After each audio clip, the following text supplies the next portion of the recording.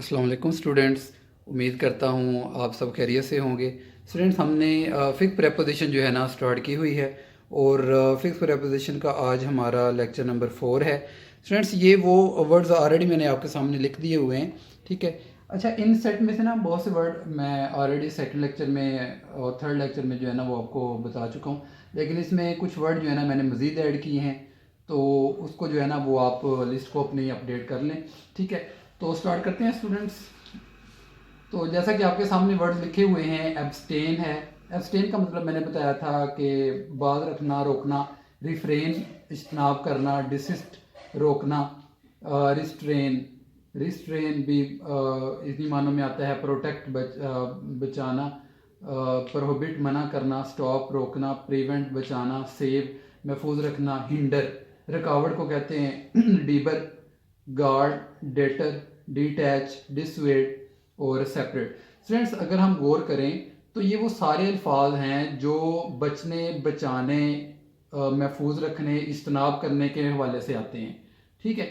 बाज रखने, मना करने, बचने, बचाने, इन हवाले से ये सारे अल्फाज हैं, ठीक है स्टूडेंट्स। तो इनके साथ जो है ना वो प्रेपोजिशन फ्रॉम लगानी है हमने। प्रेपोजिशन फ्रॉम, जैसा कि abstain from, refrain from, desist from, restrain from, protect from, prohibit from, stop from, prevent from, save from, hinder from, debar from, guard from, deter from, detach from, dissuade from, separate from.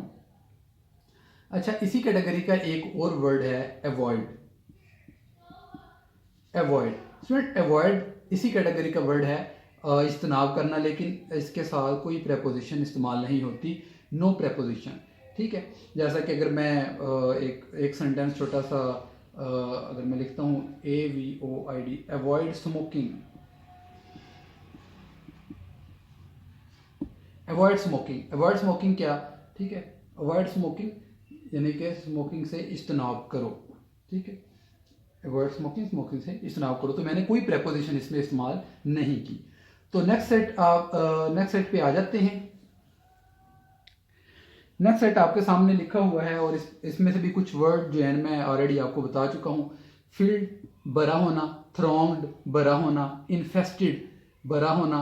Loaded, बड़ा होना या लदा होना। Gifted, ठीक है, कोई चीज़ होना, अता होना, ठीक है। रेप्लेटेड, बड़ा होना।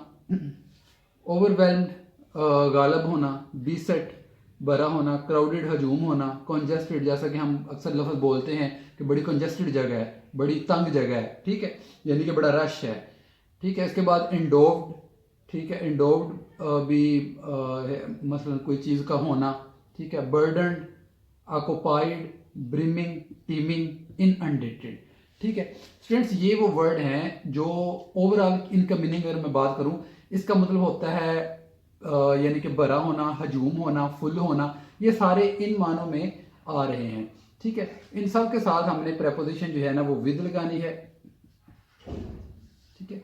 Field with, thronged with. Throng का वर्ड जो है आपको याद हो अगर आपने हमने ओवरकोट जो लेसन नंबर 14 है पार्ट 1 में, वहाँ पे आपने थ्रॉन्ग का वर्ड वहाँ पे आता है। इन्फेस्टेड है, loaded with, gifted with, replete with, overwhelmed with, beset with, crowded with, congested with, endowed with.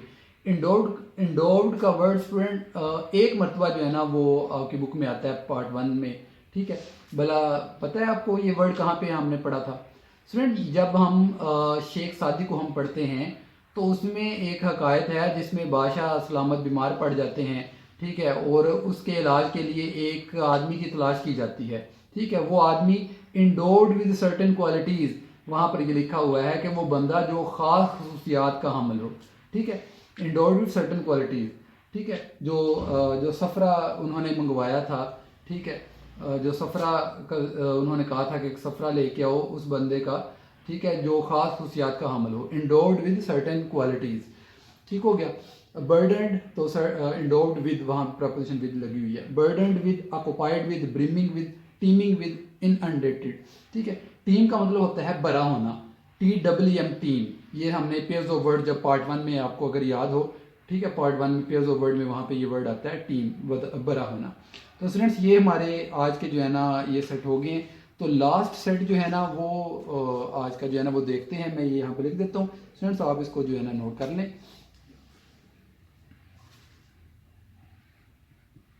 Wished,